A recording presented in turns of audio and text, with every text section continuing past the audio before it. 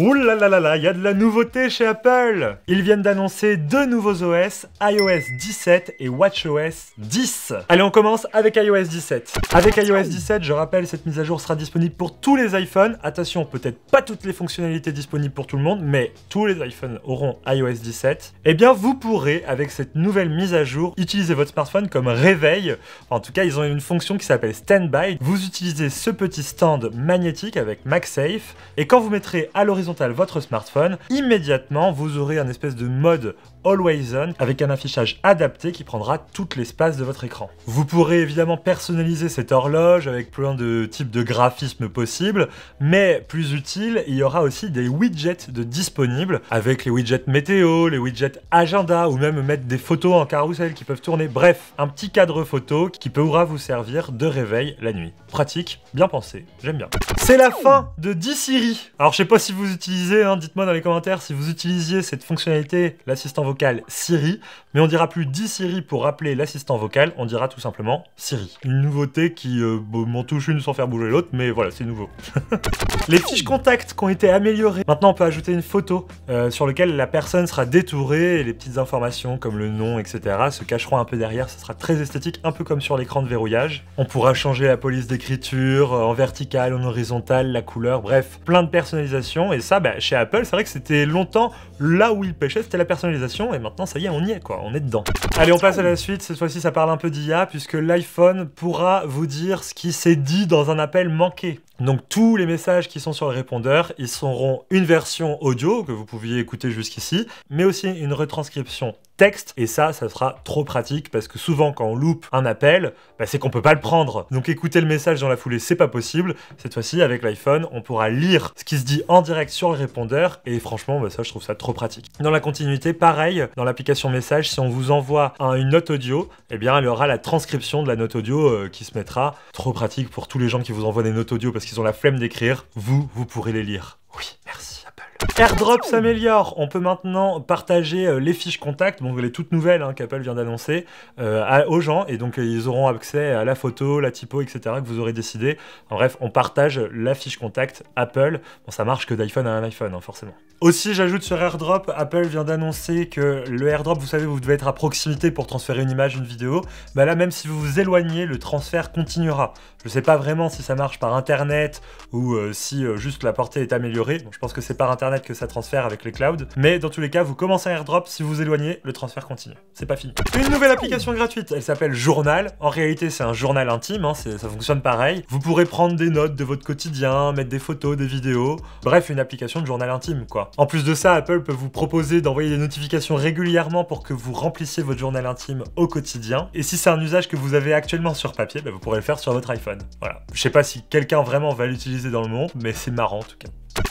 De la nouveauté aussi au niveau de la création, on pourra faire des GIFs maintenant animés. Vous avez pris une petite vidéo GIF sur votre iPhone, et vous pouvez détourer la personne et l'intégrer en stickers dans vos conversations iMessage.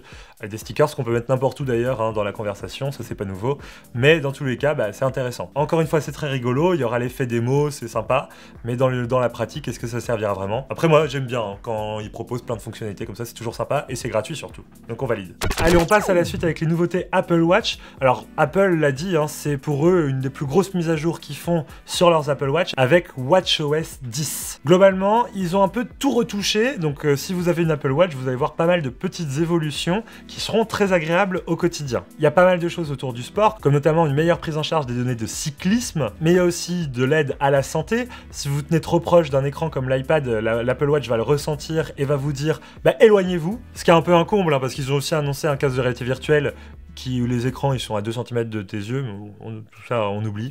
Mais la grande nouveauté de watchOS 10, ça réside dans l'écran de verrouillage qui a totalement été revu. Ici, on a des tout nouveaux widgets avec des petites tuiles qui prennent la moitié d'un écran, donc on peut avoir 2 tuiles maximum par écran. Et c'est simple, quand vous êtes en train d'utiliser votre Apple Watch comme ça, vous pourrez rouler la couronne rotative et faire défiler les widgets qui apparaîtront avec une IA, donc selon l'horaire à laquelle vous regardez cet Apple Watch, les tuiles s'adapteront à votre usage. Par exemple, le matin, on a la météo, les mails, l'agenda. Et quand on est à la salle de sport, on aura la tuile exercice, on aura la tuile chronomètre, etc., etc. Je trouve ça vraiment tellement pratique.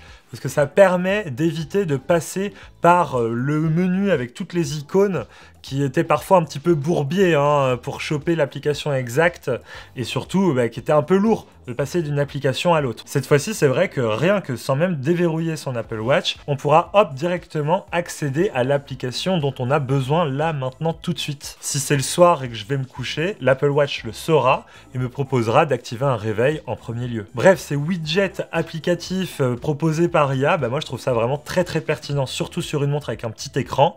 Aller naviguer dedans, c'est vrai que c'est pas pratique et ça, ils en ont conscience et donc ils proposent ces petits widgets qui seront évidemment très appréciés par les utilisateurs des Apple Watch. Donc ça sera disponible sur toutes les Apple Watch qui peuvent être encore mises à jour. Je crois que cette année, l'Apple Watch série 4 ne sera plus prise en compte, mais toutes les autres depuis, elles le sont. Sinon, évidemment, il y a des nouveaux cadrans, des nouvelles watch face qui ont été proposées par cette mise à jour-là.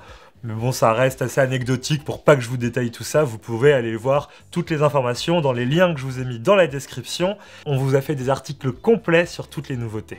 Bref, si on sort de l'iPhone et de l'Apple Watch, Apple a aussi annoncé des nouveautés sur l'iPad et sur les MacBooks. Globalement, sur l'iPad, ce sont des widgets qui sont utilisables directement sur l'écran de verrouillage. Et puis, des widgets beaucoup plus pratiques à utiliser sur l'écran d'accueil. Et sur macOS, on n'a pas beaucoup de nouveautés, si ce n'est que maintenant, on pourra mettre des widgets sur le bureau, ce que je trouve pas très pratique parce que ça a l'air d'être pas du tout épuré comme interface. Il y a beaucoup d'informations qui se chevauchent avec les fenêtres. Bref, en plus, ils nous mettent en avant un énorme widget photo avec un mec qui marche dans la neige. Ça n'a aucun intérêt sur un ordinateur. Bref, sur les MacBooks, ils se perdent un peu avec Stage Manager l'an dernier et cette année, les widgets, c'est un peu chelou. Donc bon, voilà, vous avez maintenant le récap de toutes les nouveautés logicielles qu'on a sur l'écosystème Apple. Dites-nous la fonctionnalité qui vous plaît le plus. Personnellement, c'est le stand-by de l'iPhone. Je trouve ça trop pratique de trouver un autre usage à son iPhone quand on s'en sert pas à la maison. Il nous sert de réveil. C'est trop pratique, je trouve. J'espère que cette vidéo vous aura plu. Vive Apple, vive iOS et vive Android parce qu'ils m'ont beaucoup manqué pendant cette soirée de WWDC avec toutes ces annonces. Ciao!